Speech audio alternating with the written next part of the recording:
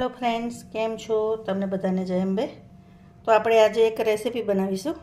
તો એની માટે આ બટાકા લઈ લીધા છે, મીઠું નાખીને બાફી લીધા હતા અને સ્મેશ કરી લીધા છે. આ કેપ્સિકમ છે જે ક્રશ કરી છે, તમે ઝીણા પણ કાપી શકો. અને આ ગાજર છે, તો ગાજરને પણ ક્રશ કરી લીધા છે. અને આ વટાણા છે. હવે આ થોડા પૌવા છે, એમાં પાણી નાખીને પહેલાં પૌવાને ધોઈ લઈશું ને પલાળી લઈશું. તો પૌવા પલાળી દીધા છે આવી રીતે. હવે એને સાઈડ પર મૂકીશું. હવે કઢાઈ લઈ લઈશું. હવે આપણે કઢાઈમાં થોડુંક તેલ એડ કરી દેવાનું.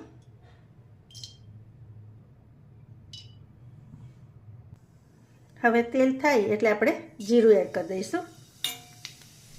જીરું થાય એટલે આપણે થોડુંક આદુ લસણની પેસ્ટ છે એ એડ કરી દઈશું. થોડીક જ એડ કરવાની. હવે એ થાય એટલે તરત વટાણા એડ કરી દેવાના.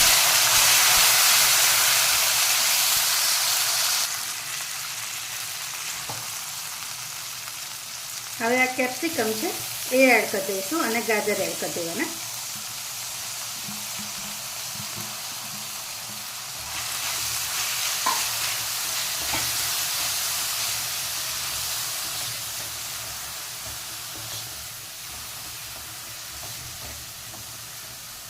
હવે આપણે એને થવા દઈશું થોડા ધીમા તાપે. આમાં થોડુંક મીઠું એડ કરી દઈશું એટલે એ જલ્દી થઈ જાય.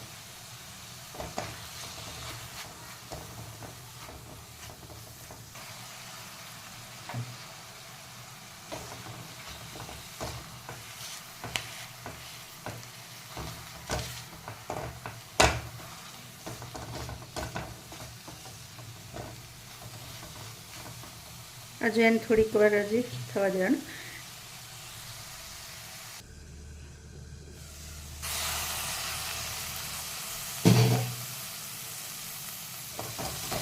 હવે આપણે એના મસાલા કરી લેવાના. મરચું એડ કરી દેવાનું, 2 ચમચી લીધું છે. હળદર એડ કરી દેવાની. આ ધાણા જીરું છે. આ ગરમ મસાલો છે. હવે આ બધું મિક્સ કરી લેવાનું.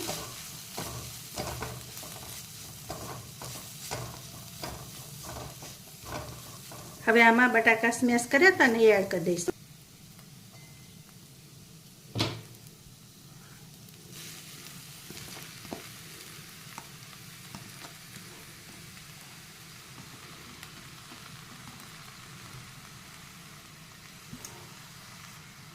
હવે મીઠું એડ કરી દેવાનું. મીઠું આપણે મસાલામાં એડ કર્યું છે અને બાફામાં પણ એડ કર્યું છે, એટલે થોડુંક ઓછું રાખવાનું.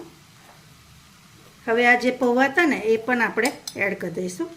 પૌવા શું છે, બટાકામાં રહેલો વધારે મોઇસ્ચર હોય ને તે એબ્ઝોર્બ કરી લેશે.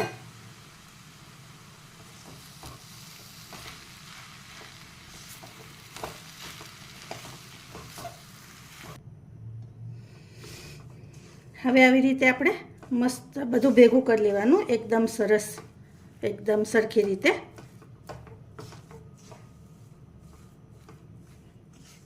આપણે આ મિક્સ કરતા જોડે જોડે આપણે ખટાશમાં આમચૂર પાવડર છે એ પણ એડ કરી દઈશું, એટલે જરા આની જોડે બધું મિક્સ થઈ જાય.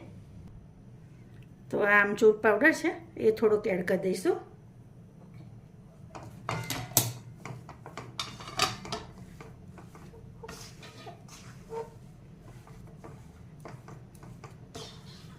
તમારે મીઠું ને ટેસ્ટ પ્રમાણે ચાખી લેવાનું આ ટાઈમે, એટલે તમારે વધઘટ કરવું હોય ને તો તમે કરી શકો.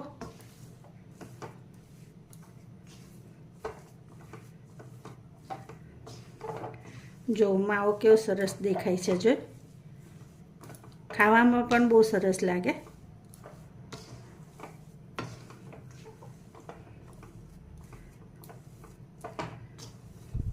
તો હું તમને નજીકથી માવો બતાવું તો જો છે ને એકદમ સરસ દેખાય છે ને. ટેસ્ટ વાઇઝ પણ બહુ સરસ થાય છે. હવે આપણે ગેસની ફ્લેમ બંધ કરી દઈશું અને આને ઠંડો કરવા મૂકીશું. તમારે આને છે ને બરાબર પ્રોપર મિક્સ કરી લેવાનું. અને પછી ઠંડો કરી લેવાનો માવાને.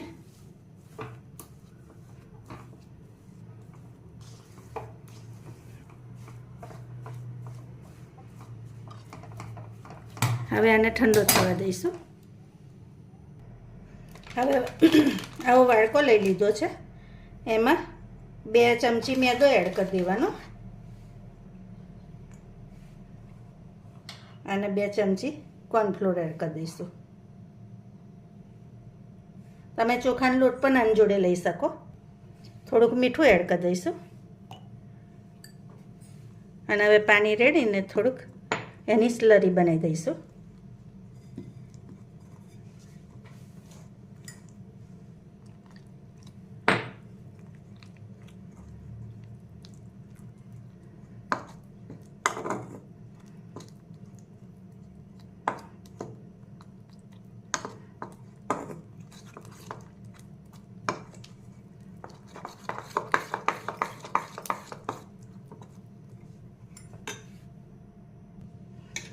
તો જો ફ્રેન્ડ્સ, આ રીતની સ્લરી થવી જોઈએ. એને બરાબર મિક્સ કરી દેવાનું. બરાબર. હવે આને આપણે સાઈડ પર મૂકી દઈએ. તો ફ્રેન્ડ્સ, આપણો મસાલો ઠંડો થઈ ગયો છે. હવે આપણે આની ટિક્કી વાળી લઈશું.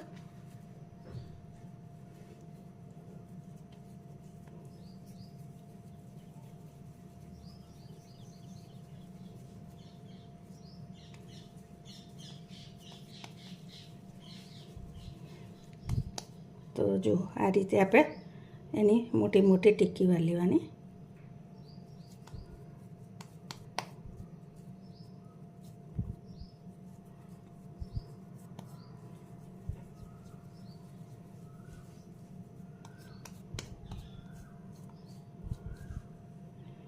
સાઈડ પર વટાણા આવે ને એને આપણે કાઢી લેવાના, એટલે શું છે ટિક્કીનો શેપ સારો રહે. બરાબર. આવી રીતે તમારે બધી ટિક્કી કરી લેવાની. જો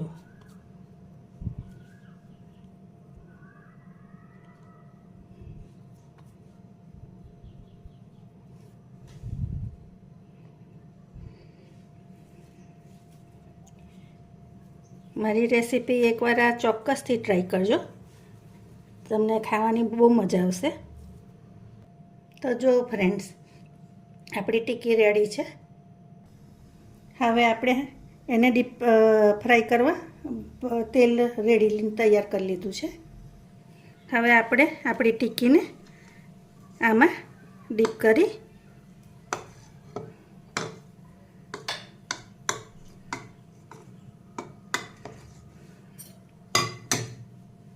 અને આવી રીતે કાંટા ચમચીથી બ્રેડ ક્રમ્બમાં રગદોડી લેવાનું.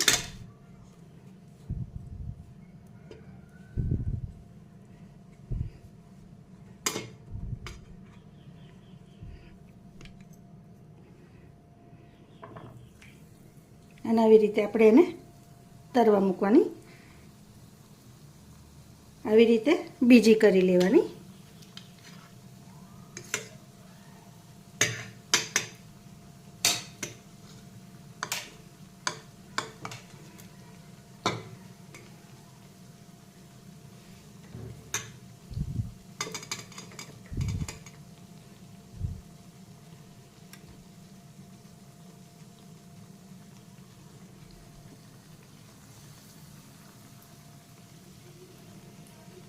આવી રીતે આપણે ટિક્કી મૂકી લઈશું.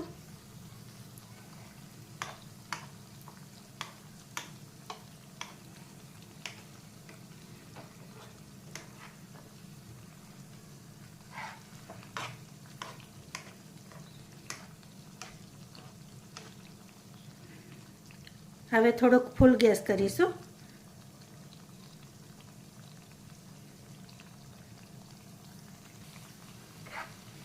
હવે આપણે ટિક્કીને ફેરવી લેવાનું.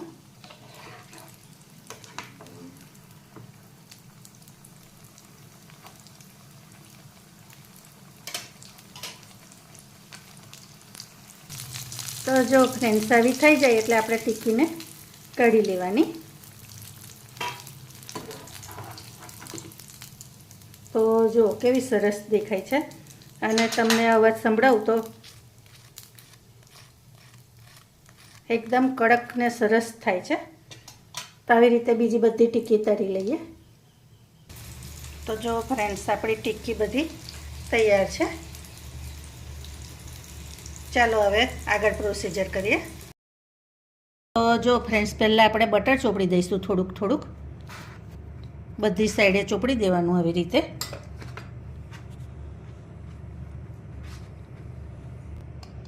હવે આ મેયો છે, તંદૂરી મેયો, તે આપણે એડ કરી દેવાનો.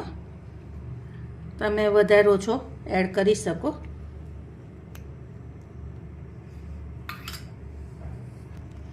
હવે આ લેટસના પાન છે એ આપણે મૂકી દેવાના. તમે આને વધઘટ કરી શકો, તમારે વધારે ખાવા ઓછા ખાવા, બરાબર.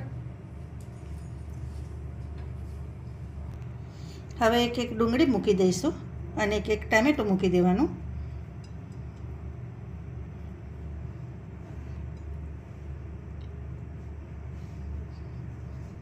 અને હવે આ ટિક્કી છે તે આપણે આની પર રાખીશું અને આમ કરી દેવાનું. સોરી, ચીઝ રહી ગયું.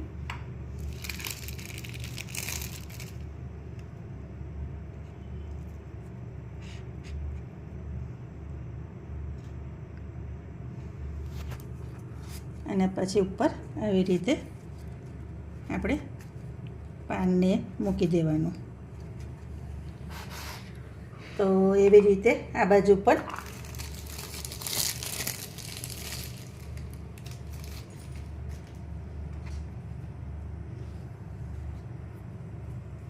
આ ટિક્કી મૂકી અને એની ઉપર આપણે આવી રીતે ગોઠવી દેવાનું. તો તૈયાર છે હોમમેડ બર્ગર. તો જો હું તમને નીચેથી પણ બતાવું તો છે ને સરસ.